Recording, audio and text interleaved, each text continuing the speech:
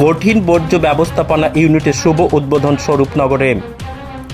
আজ 5ই জুন বিশ্ব পরিবেশ দিবস। সারা বিশ্বে পালিত হচ্ছে আজকের দিনটি। উত্তর 24 পরগনা জেলার বসিরহাট মহকুমার স্বরূপনগর ব্লকের সগুনা গ্রাম পঞ্চায়েতে আজকের দিনটি পালিত হল। কঠিন বর্জ্য ব্যবস্থাপনা ইউনিটের শুভ উদ্বোধন করলেন উত্তর 24 পরগনা জেলা পরিষদের সভাধিপতি তথা অশোকনগরের বিধায়ক নারায়ণ গোস্বামী। পচনশীল বস্তুর ব্যবহার, বিশেষ করে প্লাস্টিকের বিকল্প ব্যবহার, চট বা কাগজের ব্যবহার, বিদ্যালয় পরিষ্কার পরিচ্ছন্ন করা থেকে যে সকল জনবহুল এলাকা সেগুলো পরিষ্কার রাখার জন্য বক্তব্য রাখা হয়। প্লাস্টিক দূষণ প্রসঙ্গে নারায়ণ গোস্বামী বলেন, বর্তমানে সমুদ্রে বহু কচ্ছপ মারা যাচ্ছে। বিজ্ঞানীরা পরীক্ষা করে দেখেছেন সবটাই প্লাস্টিক দূষণের ফলে। সমুদ্র ও কচ্ছপের কাছে বসবাসের অযোগ্য হয়ে এসেছে। নারায়ণ গোস্বামী ছাড়াও আজকের এই অনুষ্ঠানে উপস্থিত ছিলেন স্বরূপনগরের সমষ্টি উন্নয়ন আধিকারিক বিষ্ণুপদ রায়, শিক্ষা কর্মাধ্যক্ষ ব্রজগোপাল বিশ্বাস, পূর্ত কর্মাধ্যক্ষ মল্লিকা গোস্বামী, সগুনা গ্রাম পঞ্চায়েতের প্রধান আহুতি রায় সহ অন্যান্য প্রশাসনিক আধিকারিকেরা। একটা দুর্বলতা আছে। এই দুর্বলতাটা এই জন্যই, মানে এটা আমি অকপটে বলতে পারি, অনেকেরই দায়িত্ব আছে, বিভিন্ন ধরনের দায়িত্ব থাকে, কিন্তু আমি যদি নিজের দায়িত্ব নিজে তুলে নিই তাহলে তো আপত্তি কারুর থাকার কথা নয়। তো সগুনায় মমতা বন্দ্যোপাধ্যায়ের হয়ে শেষ মানুষটা আমি সগুনা অঞ্চলের মানুষের পাশে থাকবো। It is my commitment. কেন? আমার এই সংসদীয় রাজনীতি শুরুয়াত আপনাদের অঞ্চল থেকে। লবণগোলা, বাগঘাটা, কাজদা এটা আমার প্রথম নির্বাচিত জায়গা। আপনারাই আমাকে সেই আশ্রয় দিয়েছিলেন, জায়গা দিয়েছিলেন। আপনারাই আমাকে আমার জীবনের এক নতুন দিগন্ত উদ্ঘাটিত করেছিলেন। সুতরাং এই মাটির কাছে আমি ঋণী। এ মাটির ঋণ আমি আমার জীবদ্দশায় শোধ করতে পারবো বলে আমি নিজে বিশ্বাস করি না। সেই জন্য যে যখন আমার কাছে সগুনার নাম করে যায়, যদিও আপনারা জানেন যে আমার হাটখোলা কমিটি মানে আমার দরজা সবসময় খোলা, সকলের জন্য খোলা। জীবনে আজ পর্যন্ত আমি আমার কাছে যিনি গেছেন তার পলিটিক্যাল ইডিওলজি কি আজ পর্যন্ত জিজ্ঞাসা করিনি। কেউ যদি বলতে পারে আমি পলিটিক্স ছেড়ে দেব। আমি জীবনে কাউকে কে কোন পতাকার তলে থাকেন এই শব্দ আমি মনে করি এটা নোংরা শব্দ, এটা জিজ্ঞেস করা যায় না। এটা সম্পূর্ণ তার ব্যাপার।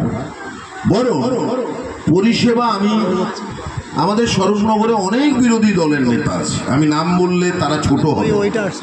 তারা প্রতিনিয়ত প্রায়শই আমার সঙ্গে যোগাযোগ করেন তাদের পারিবারিক অসুবিধার জন্যে, তাদের ব্যক্তিগত সুস্থতা অসুস্থতার জন্যে।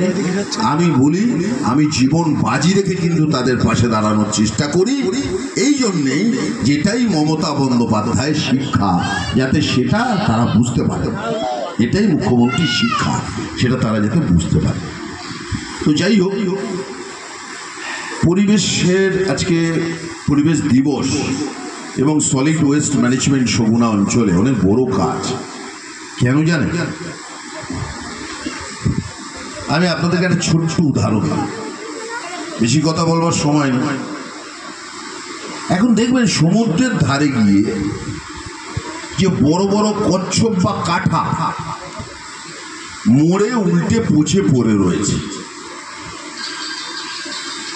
দীঘার সমুদ্রে যান, মন্দারমণি যান, পুরী যান, খুব নিরিবিলি সমুদ্রের তটের ধার দিয়ে যদি ঘোরেন ভারতবর্ষের বিভিন্ন প্রান্তে, তাহলে দেখবে আমরা অনেকে কাঁঠা বলি, অনেকে কাছিম বলি, বড় বড় সব মরে পড়ে রয়েছে।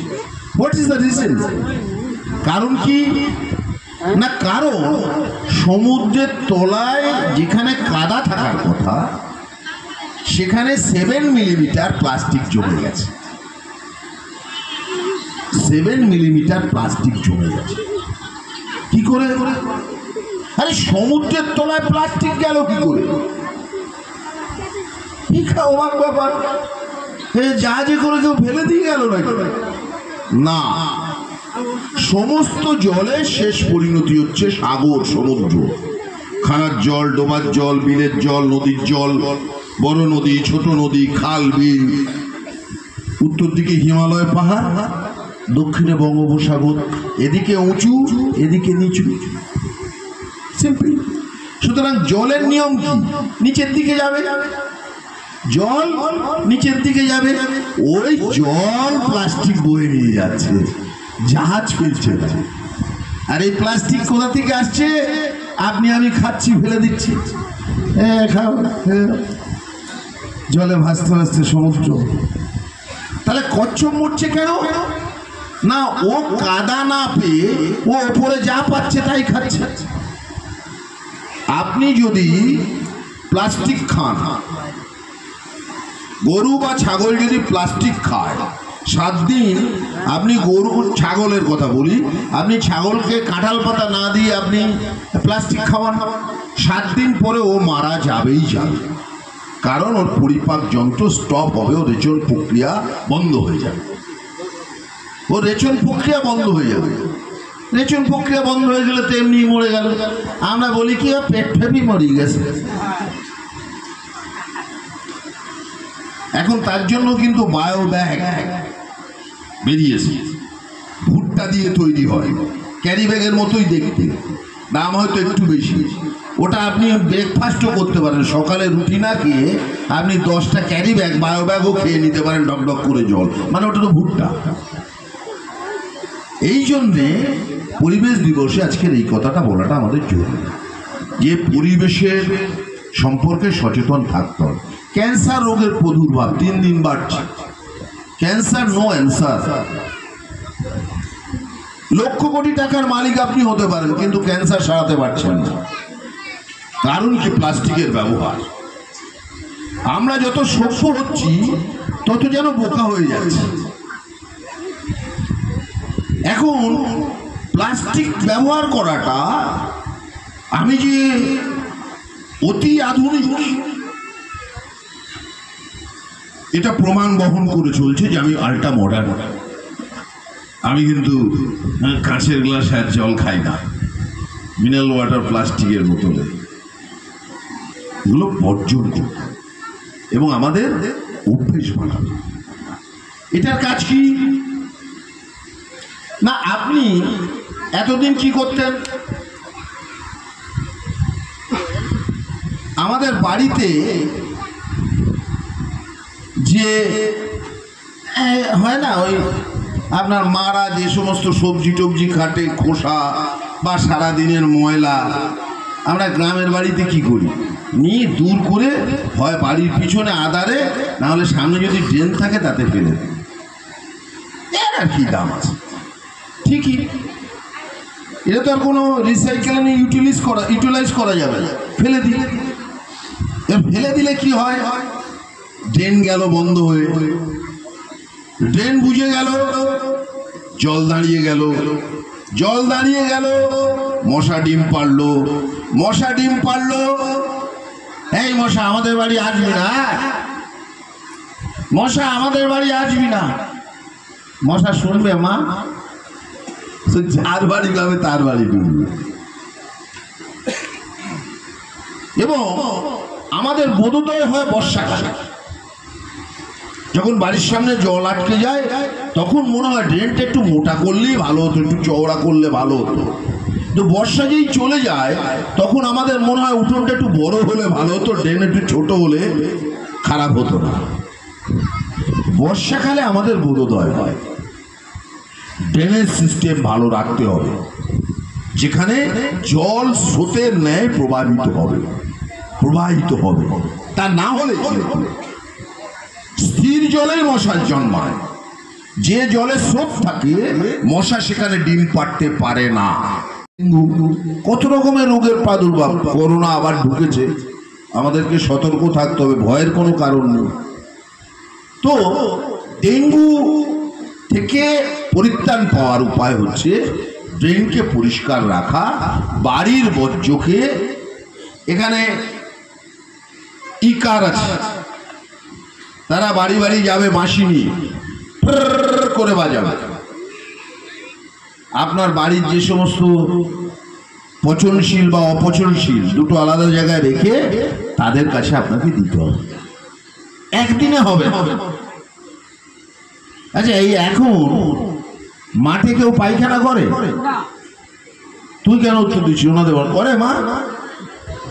কেউ করে না, কিন্তু 15 বছর আগে করতো কি না? তাহলে যারা আমরা দশকের পর দশক প্রকৃতির কোলে আশ্রয় নিতাম, একটু হাওয়া বাতাস ভেন্টিলেশন সিস্টেম ভালো মনে করে যারা আমরা মাঠে জায়গা নিতাম, সকালের প্রাতঃক্রিয়া সারতাম, আজকে কিন্তু আমাদের অভ্যেস আমরা পরিবর্তন করে ফেলেছি। নির্দিষ্ট জায়গায় আমরা প্রাতঃক্রিয়া সারি। সেই কারণে কলেরাটা নেই, এখন আর কলেরা নেই। কারণ কি? কারণ সগুণ অঞ্চলের কোনো মানুষ এখন প্রাতঃক্রিয়া মাঠে খোলা জায়গায় করে না, এটাই কারণ। এটা এখানকার প্রধান ভালো উপপ্রধান বলিষ্ঠ লোক কনক মণ্ডল তার জন্য নয়। সুতরাং আপনাকে আপনার পরিবারকে ভালোবাসুন, আর আপনার পরিবারকে ভালোবাসতে গেলে আপনার বাড়ির যে আবর্জনা সেটা এই সিস্টেমের মধ্যে নিয়ে আসুন। এগুলো সার হয়ে যাবে, এগুলো সার হবে, এগুলো আবার পরবর্তীকালে চাষের কাজে লাগবে। সুতরাং আপনি বাড়ির আনাচে কানাচে আর ফেলবেন না। মেম্বারদের কাজ কি? আজকে এখানে খুব ঘটা করে আমরা সবাই আসলাম, সভাধিপতি সাহেব আসলেন, এসডিও আসলেন, আরো আধিকারিকরা আসলেন, নির্বাচিত প্রতিনিধিরা আসলেন, একটা সুন্দর হলো। এটা কাজ সুন্দর তখনই হবে যতগুলো সংসদ আছে সব সংসদে আমরা মেম্বাররা, প্রধান উপপ্রধান গিয়ে সাধারণ মানুষকে গিয়ে যদি এটাতে অভ্যস্ত করাতে পারে যে হ্যাঁ, বাঁশি না বাজা পর্যন্ত মাল ফেলবো না, পুরনো ক্যাচেরা যে আবর্জনা বাড়ি ফেলবো না, বাঁশি বাজলে নির্দিষ্ট জায়গায় থাকবে দিয়ে দেবো। এই সিস্টেমটা আমরা যদি করি অনেক রোগ থেকে আমরা বাঁচব।